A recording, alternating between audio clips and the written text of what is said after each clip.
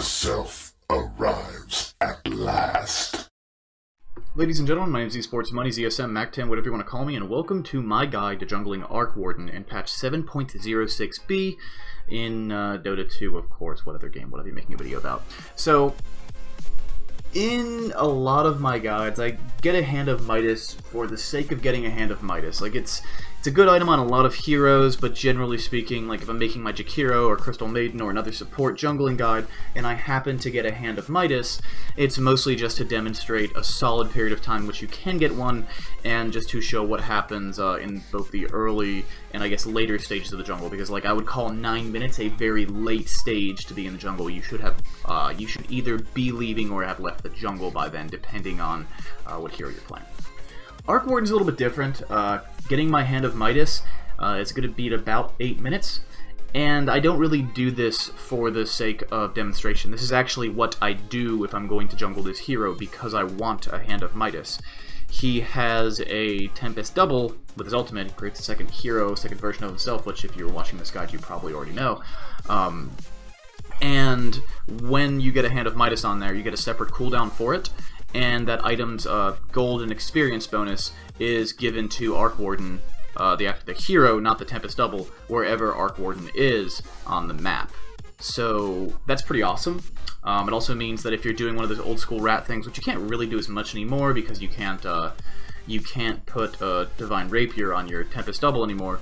But if you're still trying to play Rat Dota with a farmed Warden and just sending your Tempest double out across the world, if he uses Hand of Midas, you'll still be getting the gold back at home. Also, Hand of Midas gives you a pretty solid, I think it's 30 plus attack speed, so it's pretty decent in and of itself as well, so it's a decent value slot up until you're essentially 6 slotted.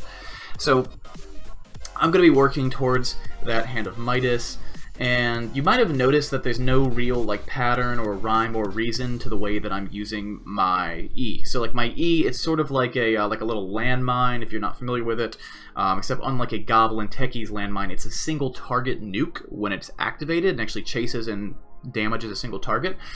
And if you're in that position, if you're using that ability, you're like, well, maybe it's like a Techie's deal where I can like put down a bunch, go back to base, heal up, and then when the game starts, TP out, or just use a TP somewhere in there to sort of trick the game and get a bunch of...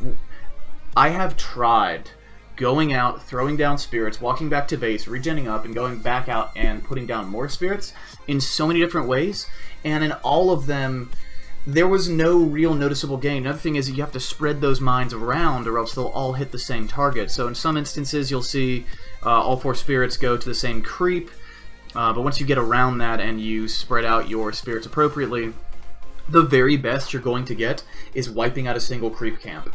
Which is okay, I guess, because the biggest limiter for Warden is the speed at which he kills creeps, but you're going to be working very, very hard, and you're going to be spending extra gold to get that first camp, and you're not going to be able to get close to the camp when those mines are detonated, so you're going to be even farther behind in experience unless you use the medium camp and then save the hard camp for yourself. But either way, then you're even farther behind in, like, the gold bonus you get from it barely cancels out the extra money that you spent on a TP. Like, in the most efficient like trick I could do, I ended up getting like 20 or 30 extra gold than I normally would, and if I messed that up or mistimed anything, then I was like 80 or 100 gold down.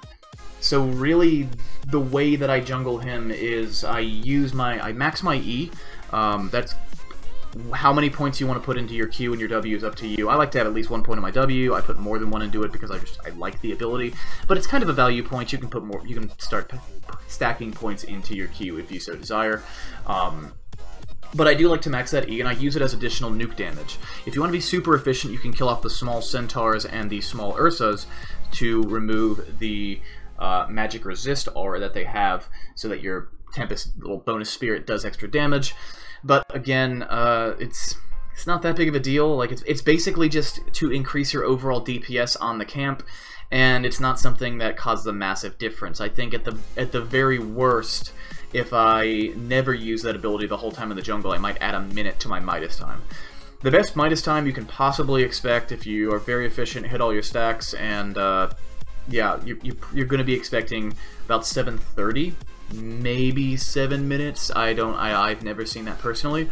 My average time for getting the Midas money is just under 8 minutes. I think for this video I actually hit just over 8 minutes, but my average time is just under 8 minutes. I think my bet, I don't know if I think my absolute best may have been 7:30, but it's not something that I would say would be consistent. It's kind of a stretch. But regardless, at 8 minutes, you've got a hand of Midas, you're about to hit level 6, and so you can now go around and say hallelujah, it's raining shekels, and double Midas everything. So I hope this guide helps you guys out. I hope you enjoyed watching this video. Hope you enjoyed jungling Arc Warden. And yeah, have a lovely day, guys. I'll see you around.